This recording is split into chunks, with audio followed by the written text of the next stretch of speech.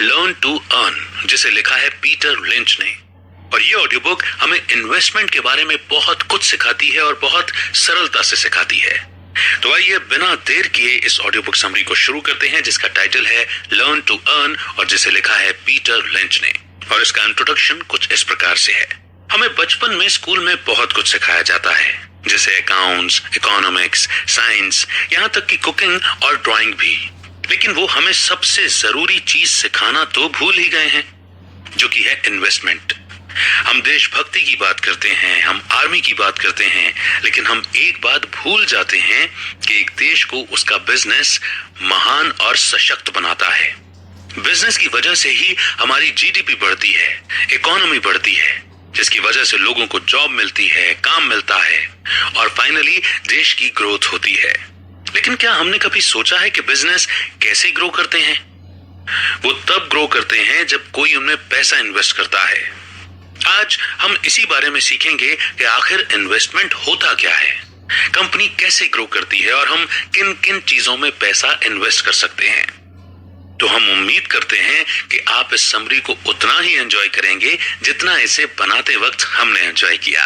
तो आइए आगे बढ़ते हैं फर्स्ट चैप्टर की ओर, जो कि है a short history of capitalism. तो सबसे पहले यह समझते हैं कि आखिर कंपनी होती क्या है। जब कई लोग एक साथ मिलकर एक बिजनेस करना चाहते हैं तो वो एक कंपनी बनाते हैं। कंपनी बनाना कोई मुश्किल काम नहीं है, बस आपको कुछ पेपर्स देने होंगे, फीस भरनी होगी और कंपनी बन जाती है। और अब तो ये और भी आसान हो गया है। भारत सरकार ने केवल आधार कार्ड सबमिट करने पर ही कंपनी फॉर्मेशन की अनुमति दी है। कई लोग सोचते हैं कि कंपनी का मतलब एक बिल्डिंग या एक ऑफिस होता है, लेकिन कंपनी कुछ लीगल पेपर्स का फोल्डर है। लॉ की नजर में कंपनी एक अलग इंसान होता है, जैसे कि आप और मैं, जिसे गवर्नमेंट सजा भी दे सकती है और उस पर फाइन भी लगा सकती है। इसका फायदा यह है कि मान लीजिए कि आपने कंपनी खोली और आपने उस कंपनी में 1 लाख रुपए इन्वेस्ट किया। कल को उस कंपनी से कोई गलती हो जाती है तो केस कंपनी के ऊपर होगा, आपके ऊपर नहीं। इसमें आपका ज्यादा से ज्यादा 1 लाख का नुकसान हो सकता है, वही 1 लाख जो आपने कंपनी में इन्वेस्ट किया था। गवर्नमेंट आपके पर्सनल एसेट्स जैसे घर, गाड़ी, गोल्ड नहीं ले सकती। यही कंपनी बनाने का सबसे बड़ा फायदा है कि आपकी लायबिलिटीज लिमिटेड होती हैं, यानी आप उतनी ही चीजों के लिए लायबल हैं जितनी आपने इन्वेस्ट की हैं। इसीलिए कंपनी के नाम के आगे लिमिटेड शब्द लगाया जाता है, जैसे रिलायंस इंडस्ट्रीज कंपनीज। और आइए अब जानते हैं टाइप्स ऑफ कंपनीज के बारे में। कंपनी 2 तरह की होती है, प्राइवेट कंपनी और पब्लिक कंपनी। प्राइवेट कंपनी उसे कहते हैं जिसमें आम पब्लिक पैसा इन्वेस्ट नहीं कर सकती।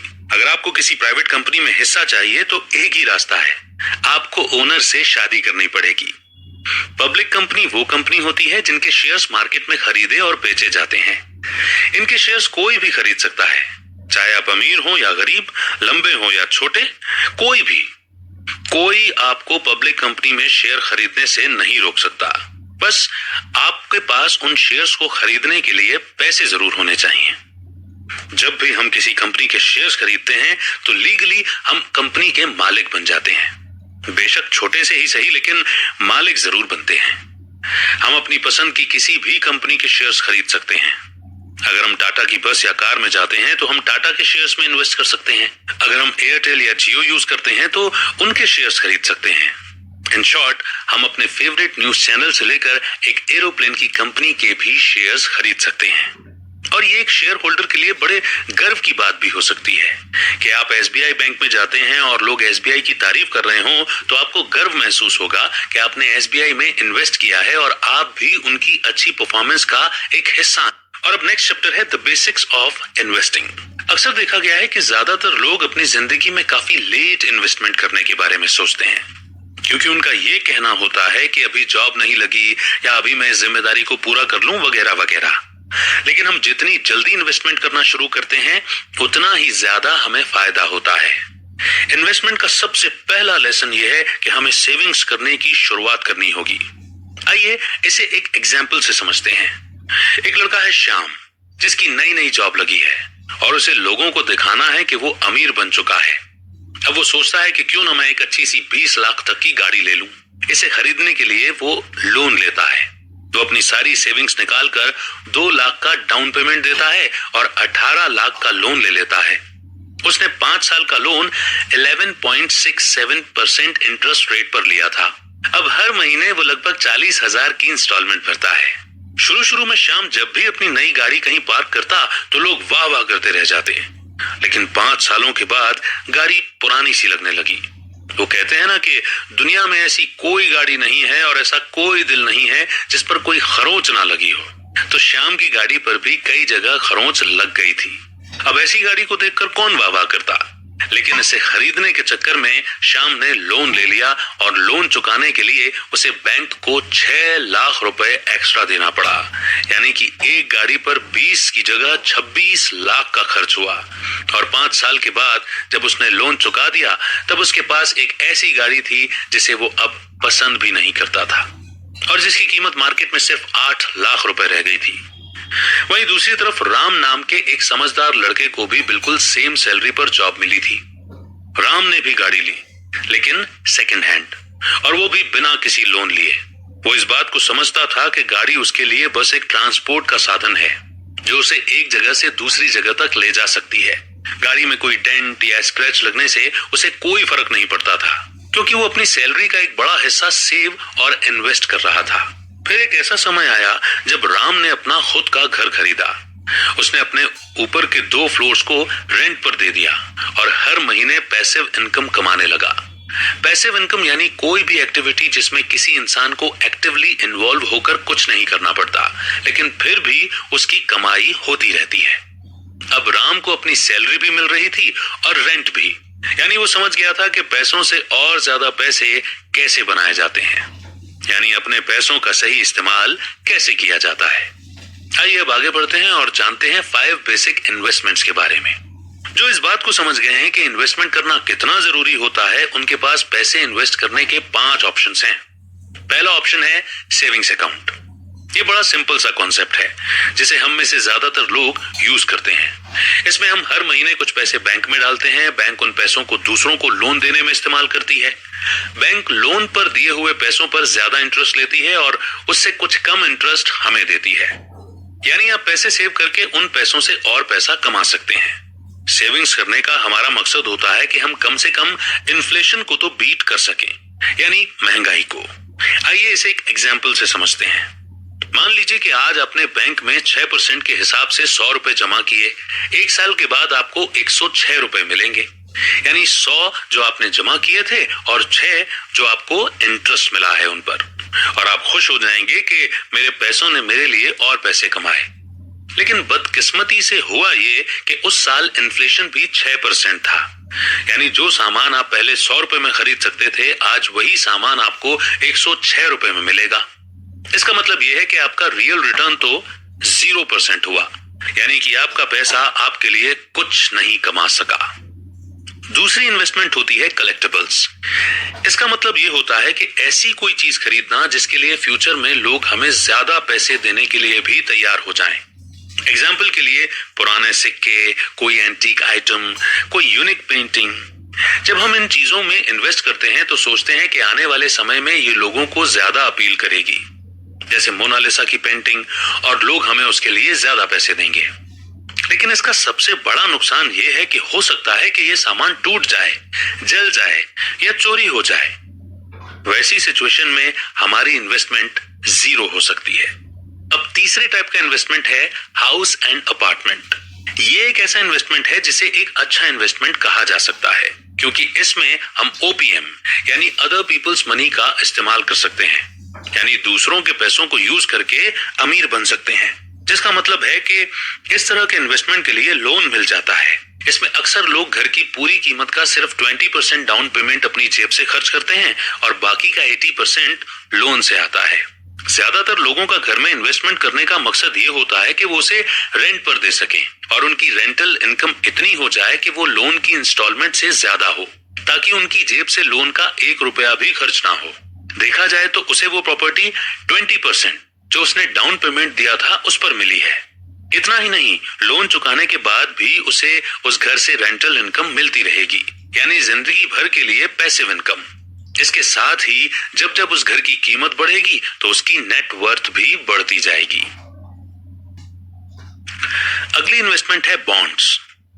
बॉन्ड्स बस एक कागज का टुकड़ा होता है जो ये कहता है कि आपने किसी को लोन दिया है और जिसे आपने लोन दिया है वो कब कब और कितने पैसे आपको देगा। अब क्योंकि सेविंग्स अकाउंट से ज्यादा इंटरेस्ट बॉन्ड्स में मिलता है तो लोग बॉन्ड्स में भी इन्वेस्ट करते हैं। गवर्नमेंट से लेकर पब्लिक कंपनी सब हमें बॉन्ड्स बेचती हैं, यानी हमसे लोन लेती हैं। अगर हम रिस्क लेने से डरते हैं या सिक्योर माइंडसेट के हैं तो हम गवर्नमेंट बॉन्ड्स खरीद सकते हैं, क्योंकि बैंक की तरह उनके पीछे भी गवर्नमेंट का सपोर्ट होता है। दूसरा ऑप्शन है पब्लिक कंपनी से बॉन्ड्स लेना। अब सबके मन में यह डाउट होता है कि अगर हमने किसी कंपनी के बॉन्ड्स खरीदे और वो कंपनी ही बंद हो गई तो क्या होगा। तो इस केस में हमारे पैसे तब भी सिक्योर होते हैं, क्योंकि अगर कंपनी का दिवाला निकल जाता है तब उस कंपनी के एसेट्स की नीलामी की जाती है। उस नीलामी से जो पैसा आता है वो सबसे पहले बॉन्ड होल्डर्स को दिया जाता है और बाद में शेयर होल्डर्स को। हाँ, हमारी इन्वेस्टमेंट तब रिस्क में होती है जब उस कंपनी के सारे एसेट्स को बेचने के बाद भी इतने पैसे इकट्ठे नहीं होते कि सभी बॉन्ड होल्डर्स के पैसे चुकाए जा सकें। इस वजह से कई लोग गवर्नमेंट बॉन्ड्स ही लेना पसंद करते हैं। अगली इन्वेस्टमेंट है स्टॉक्स। कई लोग स्टॉक्स यानी शेयर्स को बेस्ट इन्वेस्टमेंट मानते हैं, क्योंकि इसकी रखवाली हमें नहीं करनी पड़ती, जैसे अपने गाय या घोड़ों की करनी पड़ती है। इस तरह के इन्वेस्टमेंट में जितनी परसेंट कंपनी ग्रो करेगी, हमारी वेल्थ भी उतने ही परसेंट ग्रो करती रहेगी। और सबसे इंटरेस्टिंग बात तो यह है कि हमें उस कंपनी में कोई भी काम नहीं करना पड़ेगा। जो कंपनी के बॉन्ड होल्डर्स होते हैं, यानी जिन्होंने कंपनी को लोन दिया है, उन्हें बस उतने ही पैसे दिए जाते हैं जितना उस बॉन्ड सर्टिफिकेट में लिखा हुआ होता है, फिर चाहे वो कंपनी आगे चलकर माइक्रोसॉफ्ट या रिलायंस ही क्यों ना बन गई हो। लेकिन जो शेयर होल्डर्स होते हैं वो कंपनी की ग्रोथ का पूरा मजा उठाते हैं, यानी अगर कंपनी 20 गुना बढ़ेगी तो उनकी इन्वेस्टमेंट भी 20 गुना हो जाएगी। अगर हमें इन्वेस्ट करना शुरू करना है तो ऐसा नहीं है कि हमें करोड़पति होना होगा या लखपति होना होगा। हम 500 रुपए से भी इन्वेस्ट कर इसकी शुरुआत कर सकते हैं। स्टेट बैंक ऑफ इंडिया का आज का शेयर प्राइस 187.50 रुपीस चल रहा है, यानी 187 रुपए 50 पैसे। इसका मतलब यह है कि हम 187 रुपए 50 पैसे में ही स्टेट बैंक ऑफ इंडिया का कुछ हिस्सा खरीद सकते हैं। इस बुक के ऑथर पीटर कहते हैं कि अगर आप ये भी नहीं करना चाहते हैं तो हम किसी कंपनी को ट्रैक करना शुरू कर सकते हैं। फिर उसकी फाइनेंशियल स्टेटमेंट को पढ़कर ये इमेजिन कर सकते हैं कि हमने उसके शेयर्स खरीद लिए हैं। अब हमें यह देखना होगा कि क्या लॉन्ग टर्म में हम उस कंपनी के उतार चढ़ाव के बिहेवियर को प्रेडिक्ट कर पा रहे हैं या नहीं, यानी क्या हमारे इमेजिनरी शेयर की वैल्यू बढ़ी है या नहीं। और जब हमें कुछ कुछ अंदाजा होने लगे तब हम सच में शेयर्स खरीदना शुरू कर सकते हैं। जब लोगों को शेयर्स में नुकसान होता है तो ये शेयर्स की गलती नहीं होती, उसमें गलती होती है शेयर्स खरीदने वाले की, क्योंकि जितना वक्त हम एयर कंडीशनर खरीदने में लगाते हैं उतना वक्त हम किसी कंपनी के शेयर्स खरीदने में नहीं लगाते। जल्दबाजी में किसी भी कंपनी में इन्वेस्ट करना बहुत बड़ी बेवकूफी। नेक्स्ट टाइप ऑफ इन्वेस्टमेंट है म्यूचुअल फंड्स। अगर हम खुद अपने पैसों को इन्वेस्ट नहीं करना चाहते तो पीटर कहते हैं कि हम म्यूचुअल फंड में भी पैसा इन्वेस्ट कर सकते हैं। म्यूचुअल फंड में एक एक्सपर्ट होता है जिसे फंड मैनेजर कहा जाता है। उसका काम होता है मार्केट में अलग अलग कंपनी को स्टडी करना और ये देखना कि कौन सी कंपनी फ्यूचर में ग्रो कर सकती है। म्यूचुअल फंड में कई लोग पैसा इन्वेस्ट करते हैं। एग्जाम्पल के लिए आपने 10,000 रुपए दिए, मैंने 20,000 रुपए दिए। अब फंड मैनेजर सारे पैसों को कई अलग अलग कंपनी में इन्वेस्ट कर देता है। अगर ये सारी कंपनियां ग्रो करती हैं तो सारा प्रॉफिट इन्वेस्टर्स को उनके लगाए हुए पैसों के हिसाब से दिया जाएगा। इसी तरह अगर लॉस हुआ तो वो भी इन्वेस्टर्स को ही सहन करना पड़ेगा। अब क्योंकि फंड मैनेजर हमारे लिए काम करता है तो वो इसके लिए हमसे कमीशन लेता है, जिसे एक्सपेंस रेशो कहा जाता है। और आइए अब आगे बढ़ते हैं नेक्स्ट चैप्टर की ओर। अगर हमें इन्वेस्ट करने में मजा आ रहा है तो हम शेयर्स खरीद सकते हैं। पीटर कहते हैं कि इसके लिए हमें MBA करने की जरूरत नहीं है। एक आम आदमी भी अपने लिए शेयर्स ढूंढ सकता है, यहाँ तक कि कई फंड मैनेजर से ज्यादा रिटर्न भी कमा सकता है। पीटर कहते हैं कि जो लोग खुद इन्वेस्ट करते हैं उन्हें 5 कैटेगरी में डिवाइड किया जा सकता है। पहली कैटेगरी है डार्ट्स। ये वो लोग होते हैं जो गैस करते हैं, यानी तुक्का मारते हैं। इन्हें कंपनी के बारे में कुछ पता नहीं होता, लेकिन फिर भी ये शेयर्स खरीद देते हैं, सिर्फ ये सोचकर कि किसी दिन उन शेयर्स की वैल्यू बढ़ जाएगी। ये बिल्कुल एक लॉटरी का टिकट खरीदने जैसा है। इन्हीं लोगों को शेयर से नुकसान होता है, जिनकी वजह से लोग शेयर मार्केट के साथ नेगेटिव इमोशन जोड़ देते हैं। दूसरी कैटेगरी है हॉट टिप्स। ऐसे लोग पार्टी में आए हुए अपने दोस्तों और मेहमानों से शेयर्स की टिप्स लेते हैं। अगर कोई कहता है कि रिलायंस के शेयर्स के दाम बढ़ने वाले हैं, ले लो, तो ये लोग सच में शेयर खरीद देते हैं। क्योंकि इन्हें लगता है कि इनका दोस्त बड़ा होशियार है और स्मार्ट है, और इनके दोस्त को भी लगता है कि आप बहुत स्मार्ट हैं क्योंकि आपने भी उसे ऐसी ही टिप दी थी। अगली कैटेगरी है एजुकेटेड टिप्स, यानी हम टीवी पर बोलने वालों की टिप्स सुनते हैं तो हम इस कैटेगरी में आते हैं। हालांकि ये पिछली दोनों कैटेगरी से कुछ बेहतर होते हैं, लेकिन फिर भी इसमें गलत डिसीजन लेने का चांस ज्यादा होता है, क्योंकि लाखों लोग उसी सोर्स के टिप को सुनकर शेयर्स खरीद लेते हैं, जिसकी वजह से किसी को फायदा नहीं हो पाता। चौथी कैटेगरी है ब्रोकर लिस्ट। ये लोग एक ब्रोकर की टिप पर डिसीजन लेते हैं। ब्रोकर जब आपसे कहता है कि सर मैंने कंपनी को एनालाइज किया हुआ है, इन कंपनीज में इन्वेस्ट कर दीजिए, आपका पैसा डबल हो जाएगा। अब हो सकता है कि आपका ब्रोकर इंटेलिजेंट हो और उसने सच में कंपनी को एनालाइज किया हो, लेकिन ब्रोकर तो कमीशन बेसिस पर काम करते हैं, यानी वो आपको उन स्टॉक्स को खरीदने के लिए कहेगा जिससे उसे ज्यादा फायदा हो, इसीलिए उसकी टिप का झुकाव उसके फायदे के हिसाब से होता है।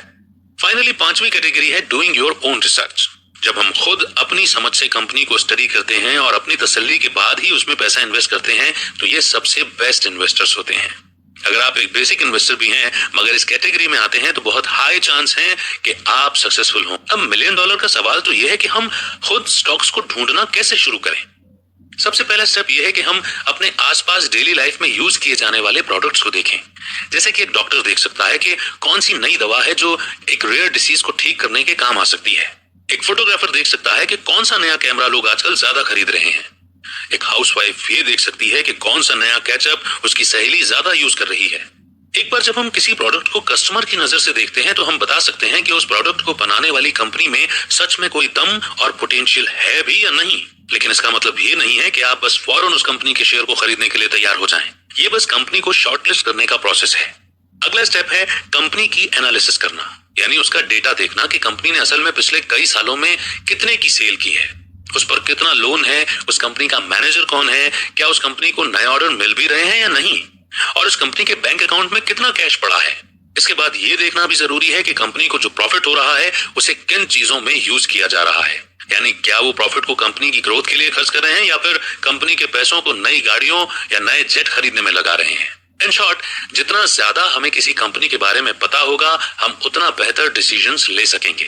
आइए इसे एक एग्जांपल से समझते हैं। पीटर कहते हैं कि 1993 में जॉनसन एंड जॉनसन के स्टॉक का दाम $57 से गिरकर $39 हो गया था। इतनी अच्छी कंपनी जो इतने अच्छे प्रोडक्ट्स बनाती थी उसके स्टॉक्स के दाम गिरते जा रहे थे। अगर आप होते तो आपको भी लगता कि इस कंपनी में कुछ ना कुछ गड़बड़ तो जरूर है। लेकिन पीटर ने जब उनकी एनुअल रिपोर्ट पढ़ी तो उन्हें पता चला कि जॉनसन एंड जॉनसन की अर्निंग पिछले 10 सालों से लगातार ग्रो कर रही थी। इतना ही नहीं, जॉनसन एंड जॉनसन पिछले 32 सालों से अपने शेयर होल्डर्स को डिविडेंड भी दे रही थी। 1983 में जॉनसन एंड जॉनसन ने $6 बिलियन के प्रोडक्ट्स बेचे थे और 1993 में यानी ठीक 10 साल बाद $14 बिलियन की सेल की थी। यानी कि सिर्फ 10 सालों में इस कंपनी ने डबल से भी ज्यादा ग्रो किया था। रिपोर्ट में पीटर को कोई नेगेटिव पॉइंट नहीं दिख रहा था जिसकी वजह से कंपनी के दाम गिरते जा रहे थे, मगर वो जानते थे कि कुछ ना कुछ कारण तो जरूर होगा। असल में कारण ये था कि 1993 में अमेरिका में हेल्थ केयर के नए लॉज बनाने पर विचार किया जा रहा था, जिसे वहां की कांग्रेस और क्लिंटन प्रमोट कर रहे थे। अगर ये लॉज बन जाते तो सभी हेल्थ केयर प्रोडक्ट्स बनाने वाली कंपनियों को बहुत नुकसान होता।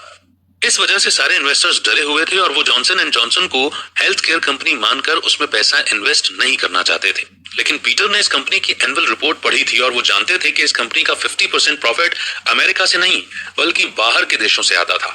इतना ही नहीं बल्कि अमेरिका में भी 20% profit non health care product से आ रहा था, जैसे कि शैम्पू और दूसरे ब्यूटी प्रोडक्ट्स। इसलिए अगर वो लॉ पास भी हो जाता तब भी जॉनसन एंड जॉनसन एक फायदे की कंपनी ही साबित होती।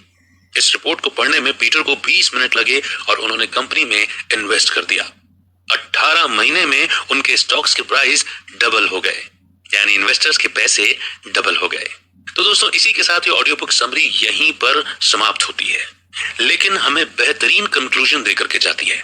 इस समरी में हमने जाना कि 5 तरह की इन्वेस्टमेंट होती है, जो कि है savings, collectibles, real estate, bonds और स्टॉक्स। और इन सब में स्टॉक्स में इन्वेस्ट करना सबसे बेहतर ऑप्शन माना गया है। स्टॉक्स में भी लोग 5 तरीके से इन्वेस्ट करते हैं। या तो वो गेस करते हैं, दोस्तों से टिप लेते हैं, टीवी पर सो कॉल्ड फाइनेंशियल एक्सपर्ट की टिप को सुनते हैं, ब्रोकर से टिप लेते हैं, या फिर खुद मार्केट को एनालाइज करके शेयर्स खरीदते हैं। और जो खुद एनालाइज करके स्टॉक्स खरीदते हैं उनके ही सक्सेसफुल होने के ज्यादा चांसेस होते हैं। इसके बाद हमने देखा कि किसी भी कंपनी के मार्केट को समझने के लिए सबसे पहले एक कस्टमर के पॉइंट ऑफ व्यू से देखना चाहिए कि क्या उस प्रोडक्ट की सच में मार्केट में डिमांड है या नहीं। अगर है तो उसके बाद हमें उसकी एनुअल रिपोर्ट और फाइनेंशियल स्टेटमेंट को पढ़ना चाहिए, जिसके लिए हमें पीटर ने जॉनसन एंड जॉनसन का बेहतरीन एग्जाम्पल दिया। तो देखा आपने, इन्वेस्टमेंट कोई रॉकेट साइंस नहीं है जिसे समझना मुश्किल हो। इन्वेस्टमेंट को कई लोग करते हैं, लेकिन स्मार्ट इन्वेस्टमेंट बस कुछ लोग ही करना जानते हैं। इस बुक ने हमें इन्वेस्टमेंट के बेसिक लॉजिक को समझाया है, लेकिन खुद को नुकसान बचाने और अच्छी रिटर्न कमाने के लिए आप इसे कितनी स्मार्टली यूज करते हैं वो सिर्फ आप पर डिपेंड करता है। इसीलिए don't be an ordinary investor, be a smart investor. उम्मीद करते हैं कि आपको ये ऑडियो बुक समरी बहुत पसंद आई होगी, जिसने बड़ी ही सरलता से, आसानी से हमें इन्वेस्टमेंट और कंपनीज के बारे में समझाया है। कमेंट सेक्शन में आप अपने फीडबैक और अपनी राय